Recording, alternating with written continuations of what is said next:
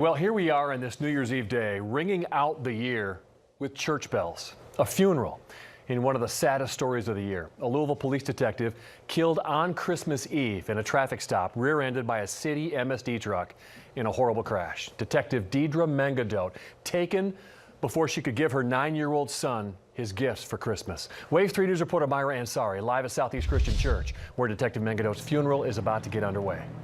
This great community. That's the police chief, Steve Conrad. It is at funerals where you learn so much more about people you never knew in life. The police chief detailing delivering flowers to lonely people. Officer Mengadote did.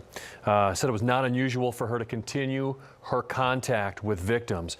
And the most compelling part of what he just said here was in an autobiographical she had to write as a recruit back in 2011. She said, most people, their first impulse is to be skeptical of others. My first impulse is to trust and to love.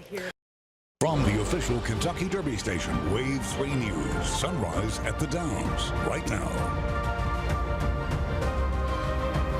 You're watching Wave 3 Sunrise at the Downs. It is 6 o'clock, and we have a very serious situation up here on the track. Alarms went off just a couple of minutes ago, and we think we know what's going on here. We have an injured horse. It looks like his equine ambulance is rolling up right. You can see it on camera right there. Now, the horse is upright. They got the horse fairly fast and got him up, and he has not gone down to the ground, at least that I've seen. No, we haven't seen it yet. We do know the alarm's obviously still going off here. Everyone on the backside coming over to the rail, kind of taking a look at what's going on. You can see that gentleman just getting out of the equine ambulance right there, going to the back. Again, we see one horse next to it that's still standing up, two of them actually, but the third one out of view now, facing kind of the grandstands, still upright but clearly injured. So last year we had an incident during training Derby week where a horse dropped right in front of the media area and had a heart attack and passed away. This situation, this was resolved fairly fast. They were able to corner the horse so it couldn't do any damage to any other horses. And like I said, it was upright. And from our vantage point, it didn't look badly injured, but you can never tell. And a smart jockey, like you saw Chris Antley do in the Belmont in 1999 when Charismatic broke his leg going for the Triple Crown, jumped off the horse, remember that epic shot, and held the horse, held his leg so he would not further damage it, because when the horses continue on these broken legs, the horse can further damage it. So somebody got this horse fast and held it, and it was upright, and now the equine ambulance is moving here. It's an automatic sign that something is cool when they've got the plastic hedge, the plastic fake hedge, perfectly sculpted and manicured. All right, let's go find a table, shall we? Go sit down. Would you please? Are you going to escort me? Should I take your arm? Let's go. All right. All right, we're going to go get a table and watch some of the horses out on the track this morning. Big story again. Look at this. Look how cool this looks. Mendelssohn. We have not seen him out. John and I keep talking about it. We can't get enough of this horse this morning.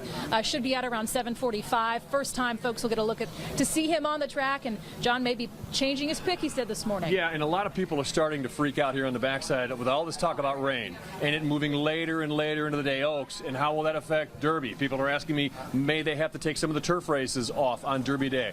Let's check in with meteorologist Brian Good, get you started today and maybe answer some of those questions. Good morning, Brian. Hey guys, the rain chance is certainly the main focus we're going to have. Of course, the Oaks and Derby. Yeah, talking about racing, bourbon, and music. Derby kicks off today at 11 a.m. A highlight of the event includes sipping this year's signature Derby cocktail, the Old Forester Old Fashioned. You can also show off your dance move while listening to performances on the Plaza stage from local and regional bands, and there's going to be a variety show too. Tickets start at $20 for general admission access to the paddock area. So what did we learn today? I had a fascinating off-camera conversation with Jack Wolf, co-owner of Audible and Justify. He literally was picking Audible until yesterday, and he told me someone he trusts, who's never wrong, told him Justify can't lose. Really? Trust me, Really? Justify cannot Well, the three lose. of us. Important breaking update right now on Sunrise. If you're just waking up here, police identified the man accused of shooting and killing 2 people at the Jeffersontown Kroger as 51-year-old Gregory Bush. This is Wave 3 News exclusive video of him being taken to LMDC overnight. Bush facing several charges, including 2 for murder. He's not expected in court till Friday morning. And check out this video right here. This is Greg Bush walking through the parking lot right there after shooting the second person, the body blurred out right there in the background. He's just walking around aimlessly like he doesn't know what he's going to do next. Workers at a nearby store then helped police catch him as they yelled, "Hey, there he goes," as he was driving away in his silver car, and police were able to get him.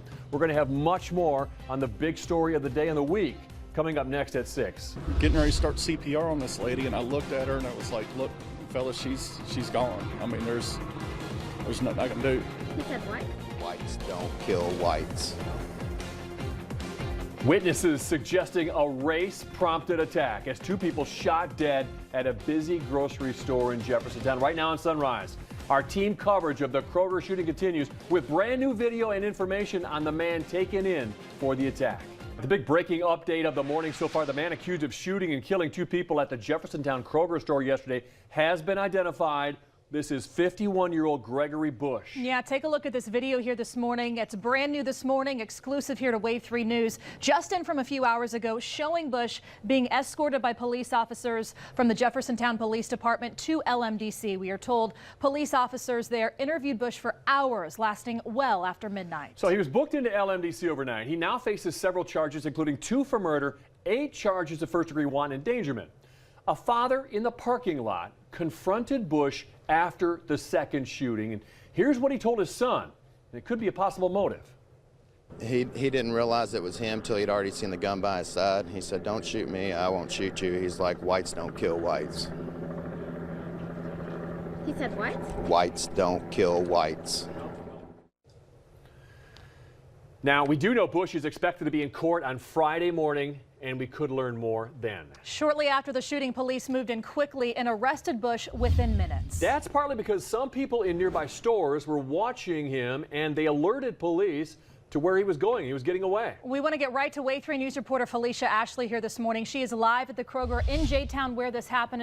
How do you get your mind and your body focused with this weather that's going on to get ready for what's ahead? It's really hard, Myra, to focus on my body when my body is wet already and I'm in a wetsuit. We are T-minus just a few minutes away from the start of the 140-mile-long Ironman Louisville.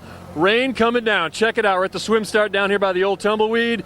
People are lined up. They have not let us advance this long, mile-plus long line of 3,000 athletes from all over the world. They have not allowed us to get down by the river. That's going to come up any second. Matter of fact, it might happen while we're on the air. Let's come down the line here.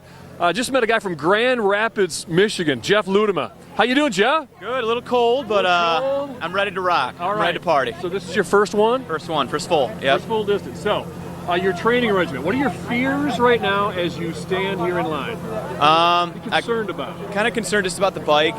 It's a little wet out there, maybe a flat tire. There are some horrific crashes in this race every year.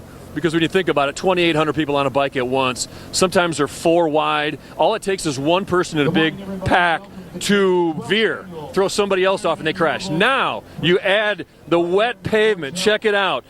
This is slippery. Our tires are pumped up to 120 pounds per square inch. Fragile bikes, fragile people, wet pavement. That's what my fear is. Expect more right now. You're watching Wave 3 News.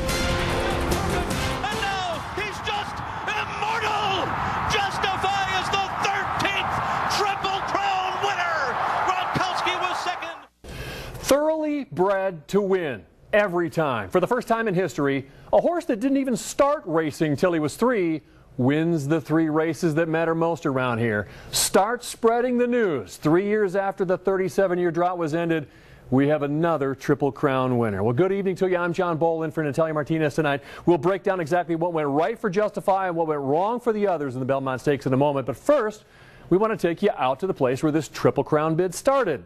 Churchill Downs, where the bettors knew back then Justify would prevail in the Kentucky Derby. Not 157,000 people out there today, but thousands who were dialed in to every move on the TV screens. Sarah Rivest is live with a reaction from the fans. Wow, that must have been electric out there.